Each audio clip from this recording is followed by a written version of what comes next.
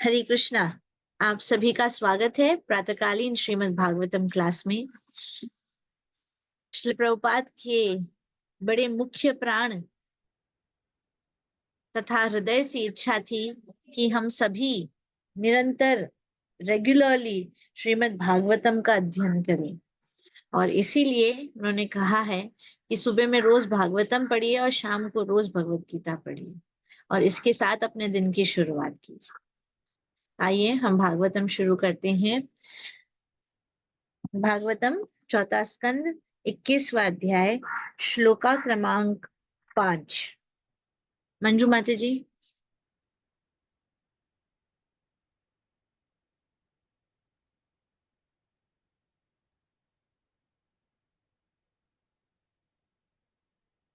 मंजू माता जी का इंटरनेट थोड़ा सा वीक है। ममता माता जी आप पढ़ना शुरू कीजिए।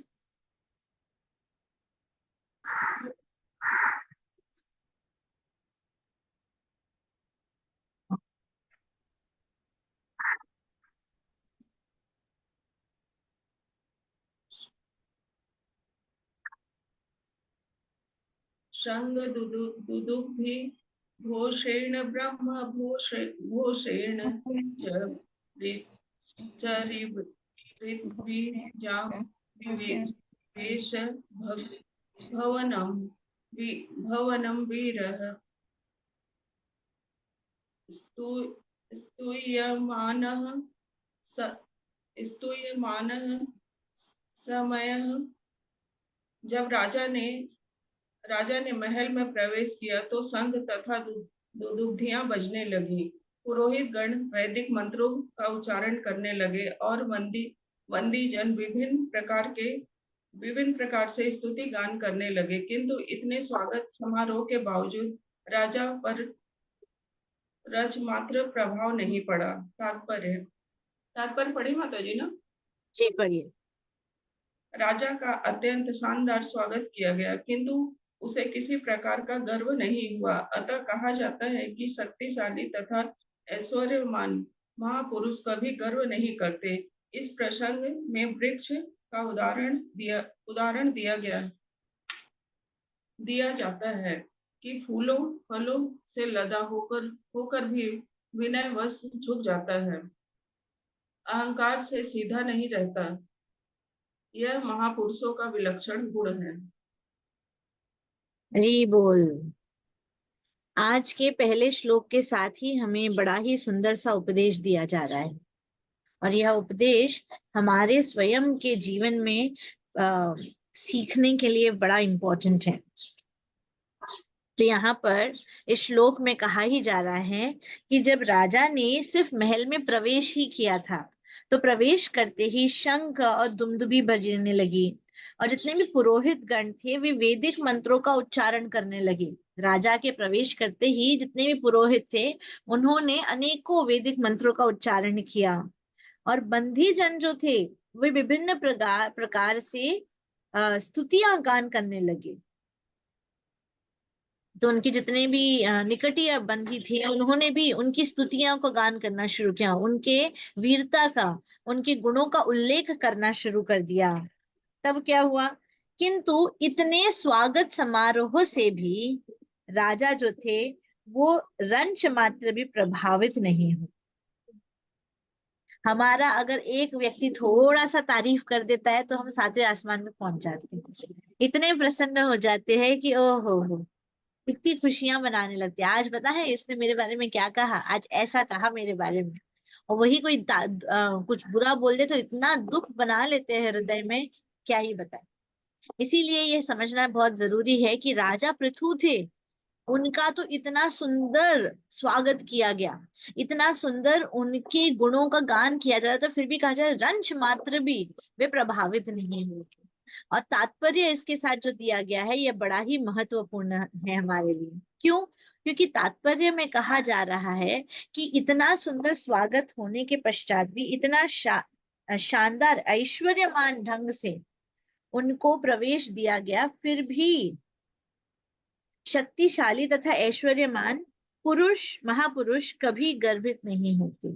यह गुण है कि यदि कोई व्यक्ति सच में शक्तिशाली है, वो सच में ऐश्वर्यवान है, वे महापुरुष है, तो कभी भी गर्वित नहीं होते हैं, उनके अंदर गर्व नाम की चीज ही नहीं होगी। और इस प्रसंग में उदाहरण किसका आता है? एक पेड़ का आता है। अब एक पेड़ जो होता है वो फूल तथा फलों की टहनियों से, उस पेड़ से पूरा लदा हुआ रहता है, भरा हुआ रहता है, परंतु वो क्या करता है? वो तन के खड़ा नहीं होता है। तन के खड़ा हो जाता है क्या? पेड़ जब फल और फूलों से लदा होता है तो वो झुक जाता है, वो तनता नहीं है, वो झुक जाता है। उसका कारण ये होता है कि वो हमें मौका देता है कि अरे मेरे में फूल आए हैं, फल आए हैं, आप इसको ले लीजिए, आस्वादन कीजिए।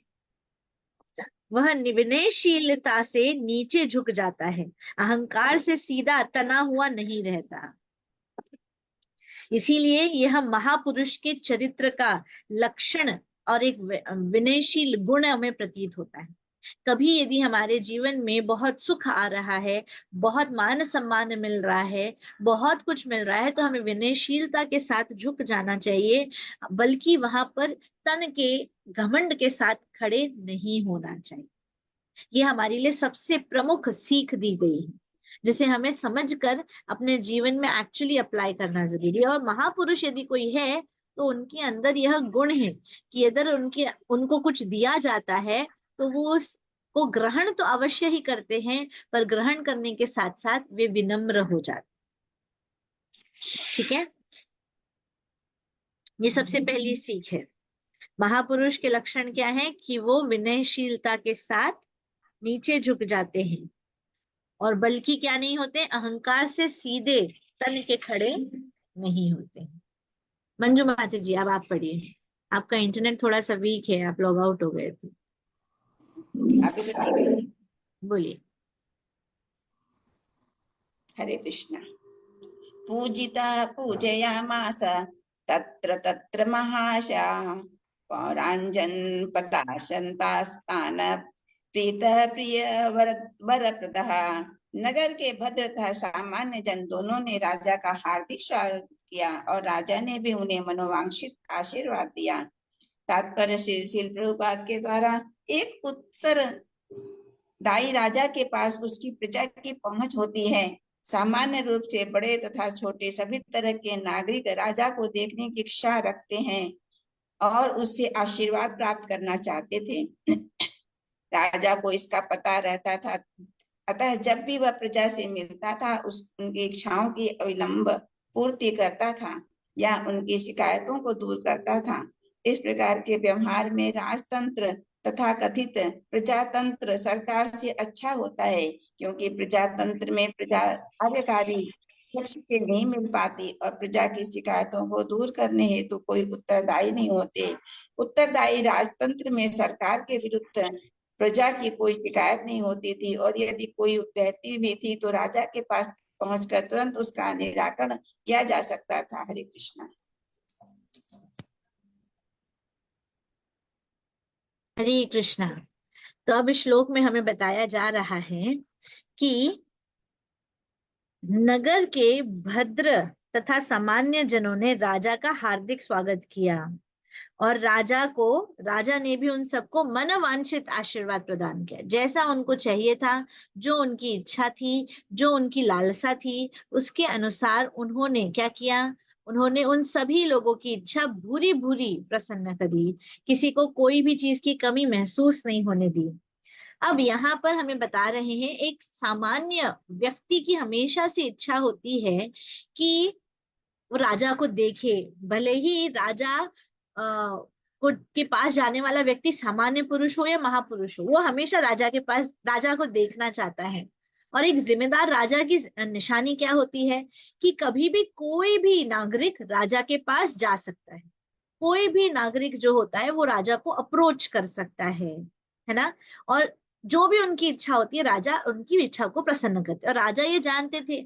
इसीलिए जब वो अपने प्रजा से मिलते थे तो वो उनसे पूछते थे कि आपकी क्या इच्छा है, क्या दुख है, और उनके दुख को उधर ही समाप्त करते थे, उनकी इच्छाओं को पूर्ण करते थे।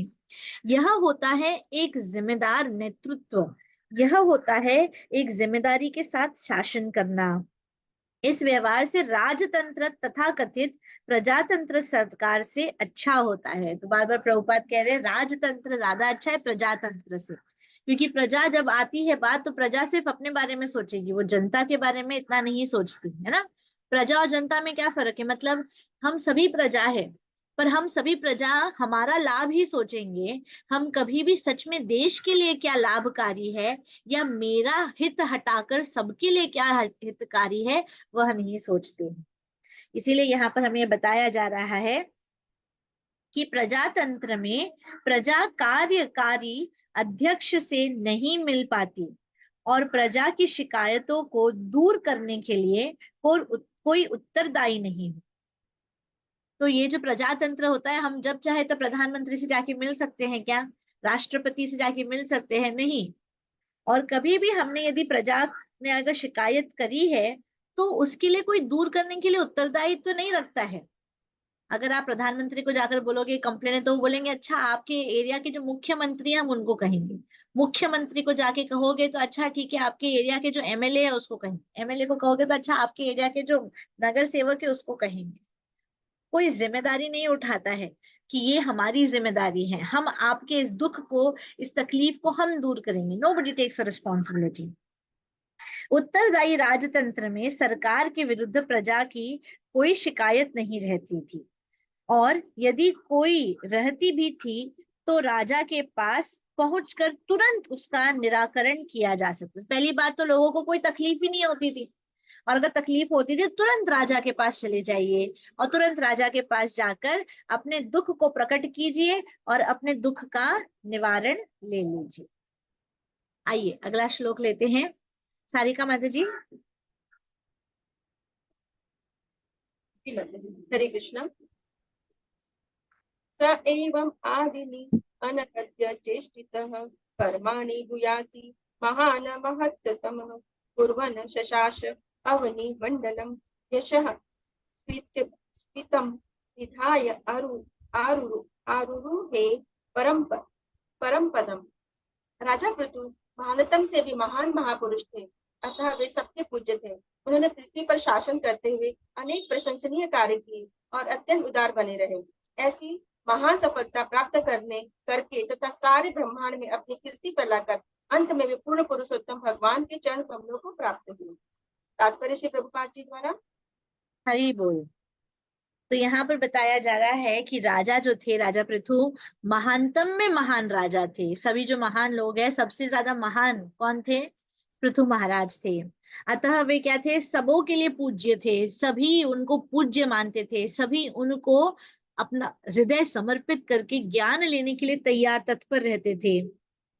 उन्हें पृथ्वी पर शासन करते हुए अनेक प्रशंसनीय कार्य किए। जितने भी शासन उन्होंने किए उन्होंने बहुत अच्छा शासन किया, और सभी लोग सिर्फ प्रशंसा ही नहीं करते, सिर्फ खुशी नहीं थे, उनकी बड़ी प्रशंसा करते थे कि अगर राजा हो तो ऐसे हो, इतना सुंदर राज्य की कोई कर सकता है तो उनके जैसा ही कर सकता है, पृथु महाराज ही कर सकते हैं। और अत्यंत उदार बने रहे। ये देखिए उदारता एक भाव होता है जो सिर्फ भगवान की कृपा से प्राप्त होता है। नहीं तो लोग क्या होते हैं, कंजूस हो जाते हैं। अगर कुछ मिला है तो ठीक है, नहीं मिला है तो रोएंगे, मांगेंगे, चीखेंगे, चिल्लाएंगे। पर मिल गया है तो मिलने के बाद उदारता नहीं रहती है, मैं अपने लिए रख लेता हूँ ना, मेरे को काम आएगा ना, हम इस तरीके से रखे रहते हैं चीजों को। ऐसी महान सफलता प्राप्त कर तथा सारे विश्व में अपनी कीर्ति फैलाकर अंत में वे भगवान के चरण कमलों को प्राप्त हुए। देखिए क्या कह रहे हैं, ऐसी महान सफलता प्राप्त करने के बाद उन्होंने क्या किया, सारे विश्व में अपनी कीर्ति भी फैल गई। इतनी महान सफलता प्राप्त हुई, सारे विश्व में सब लोग पूछने लगे कौन है ये पृथु महाराज, हमें भी दर्शन करना है। और दर्शन करके उनका आशीर्वाद प्राप्त करते थे, उनको भेंट देते थे, उनकी प्रशंसा करते थे। और इसके बाद उन्होंने भगवान के चरण कमल प्राप्त किए। तो ये हमारा लक्ष्य होना चाहिए कि किसी भी तरीके से हम कितना भी अच्छा कुछ भी कार्य करें, परंतु हमारा मकसद ये होना चाहिए कि हमें भगवान के चरण कमल मिल जाए।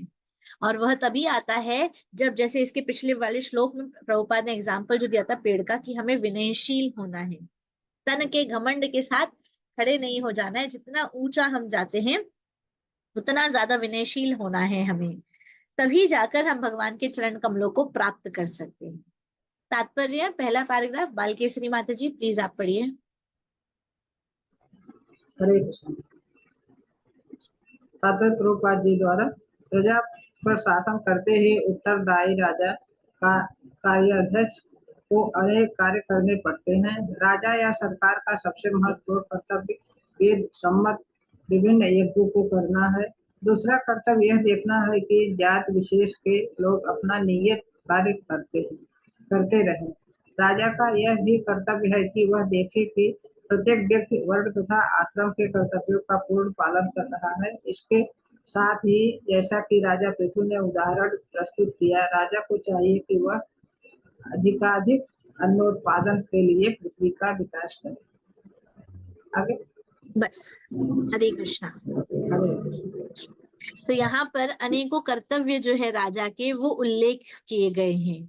सबसे पहला क्या राजा का उल्लेख है, राजा के कर्तव्य का उद्देश्य है।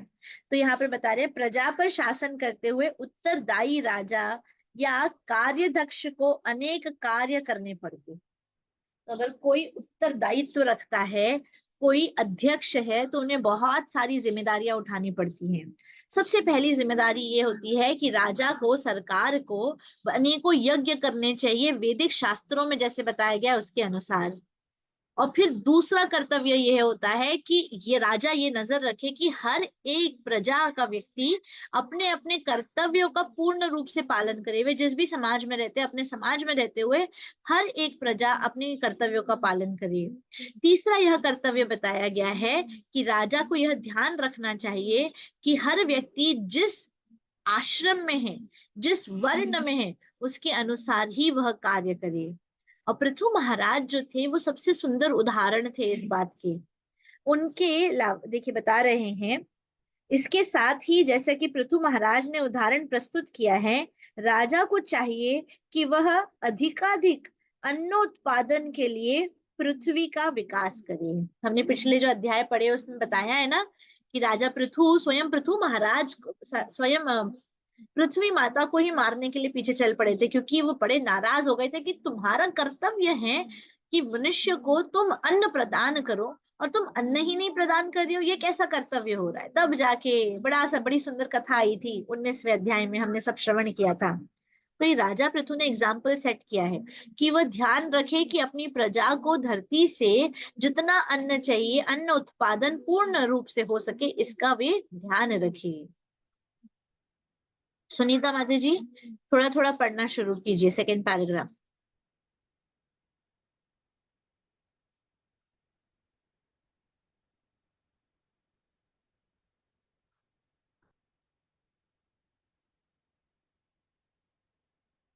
सुनीता माता जी नहीं है। निताई लीला माता जी। हरे कृष्णा। महान पुरुष भी कई तरह के होते हैं, महानतर तथा महानतम, किंतु राजा पृथु इन सबसे बढ़कर थे, इसलिए उन्हें यह महत्तम अर्थात महानतम भी महान किया गया है। महाराज पृथु क्षत्रिय थे और वे अपने क्षत्रिय धर्म का पूर्ण रूप से पालन करते थे।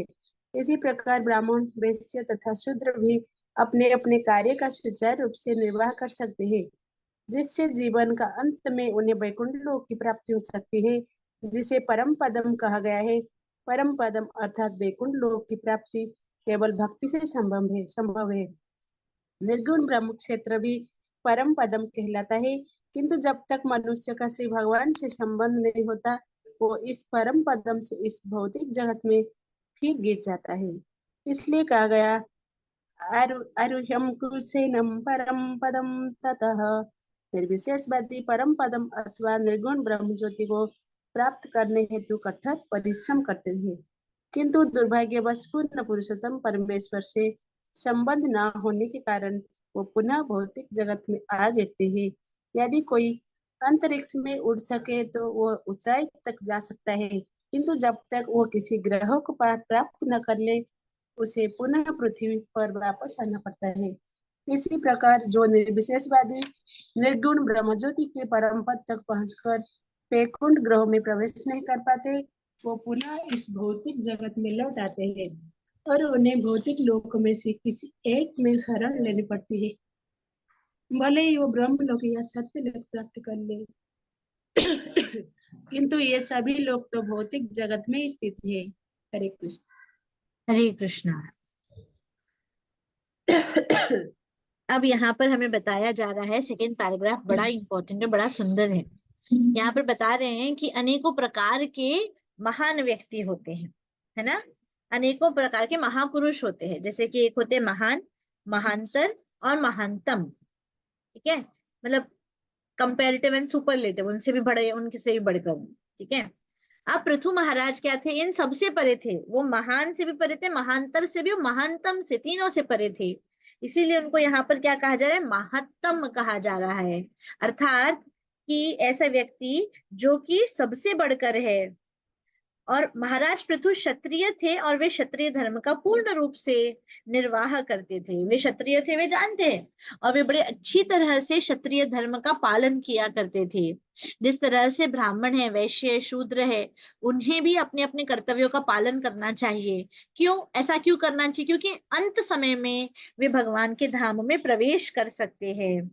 इसी प्रकार हमें बताया जा रहा है कि व्यक्ति अगर जीवन में अपने कर्तव्यों का पालन करता है तो अंततः वैकुंठ लोक की प्राप्ति हो सकती है, जिसे परम पद कहा गया है।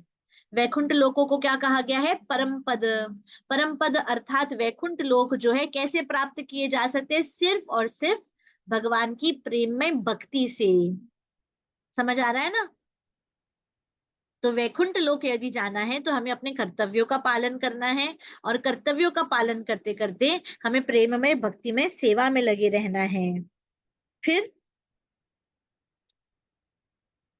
पर पदम अर्थात वैकुंठ लोक की प्राप्ति केवल भक्ति से संभव है। निर्गुण ब्रह्म क्षेत्र भी परम पद कहलाता है, किंतु जब तक मनुष्य का भगवान से संबंध नहीं होता, वह इस परम पद से इस भौतिक जगत में फिर गिर जाता है। तो ये जो निराकार है, निर्विशेषवाद है, निर्गुण ब्रह्म है, उसको भी परम पद कहा जाता है। परंतु फर्क क्या है कि जब तक हमारा संबंध भगवान के साथ पुनः स्थापित नहीं होता, तो हम उस परम पद में होते हुए भी पुनः इस धरती पर आ जाएंगे। तो क्या हम भगवान के धाम में सदैव के लिए रहना चाहते हैं कि इस धरती पर आना चाहते हैं? बोलो। रहना चाहते माता जी। उस परम पद में रहना चाहते हो ना, तो इसीलिए भगवान के साथ संबंध स्थापित करना होगा। और भगवान से संबंध कैसे स्थापित होता है बताइए जल्दी से। भक्ति करने से। हाँ जीता माता जी। प्रेममय भक्ति करने से, भगवान के चरणों में वेरी गुड। प्रेम में, भक्ति में सेवा करने से भगवान से संबंध स्थापित हो सकता है, नहीं तो भगवान से प्रेममय संबंध कभी स्थापित हो ही नहीं सकता है। तो क्या आप सब लोग सही राह पे हो? हाँ चल रहे हैं माता जी। हाँ हाँ, हम भक्ति कर रहे हैं, हम प्रयास कर रहे हैं, अर्थात हम सही राह पे है। इसीलिए कहा गया है कि भौतिक जगत में यदि हमें फिर से नहीं आना है तो भगवान से एक शाश्वत संबंध स्थापित करना जरूरी है। इसीलिए यहाँ पर इस श्लोक में कहा गया है, आरुह्य कृच्छ्रेण परमं पदम ततः। इसका अर्थ क्या है? निर्विशेषवादी परम पद अथवा निर्गुण ब्रह्म ज्योति को प्राप्त करने के लिए निरंतर प्रयत्न करते रहते हैं।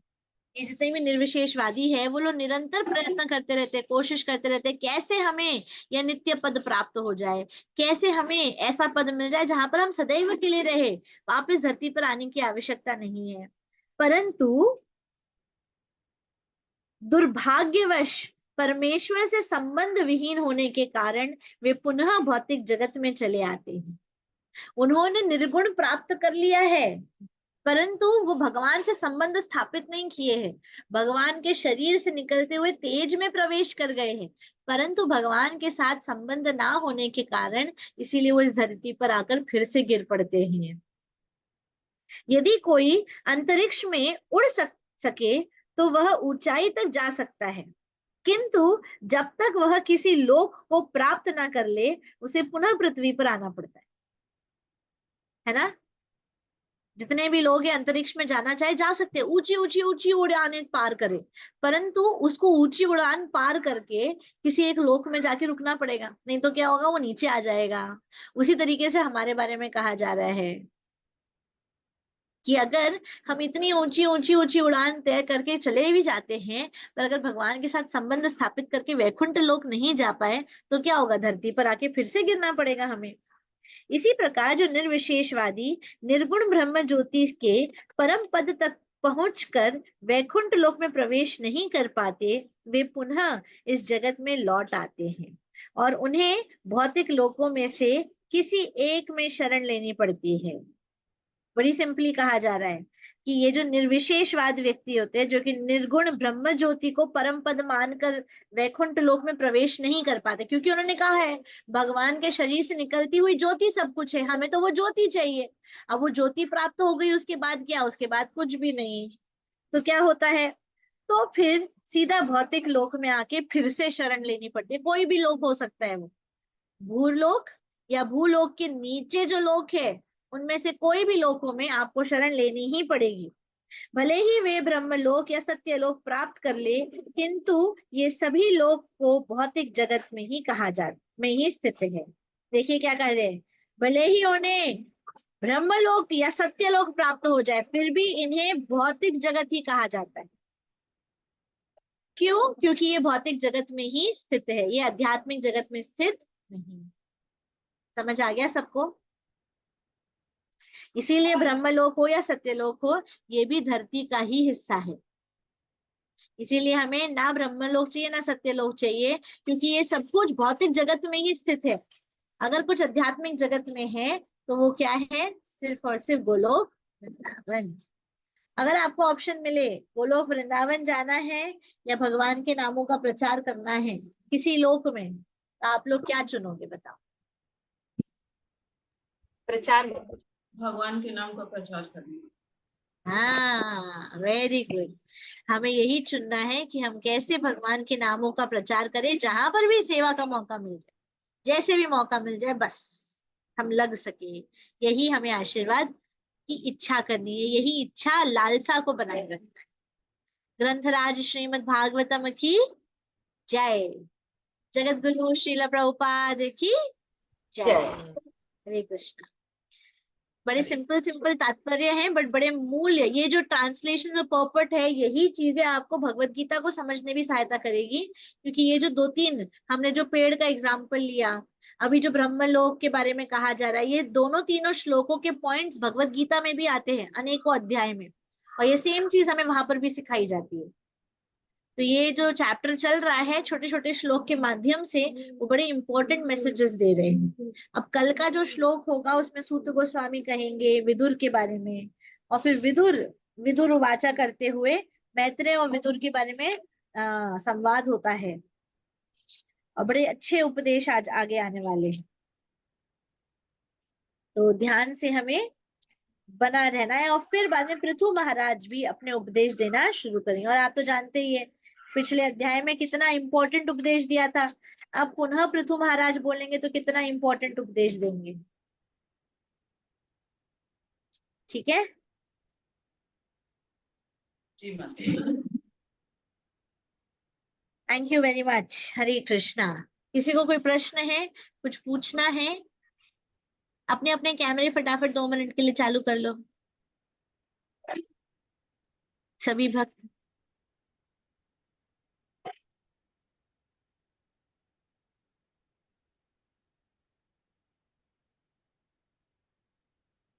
किसी को कोई प्रश्न है, कोई कुछ पूछना चाहता है?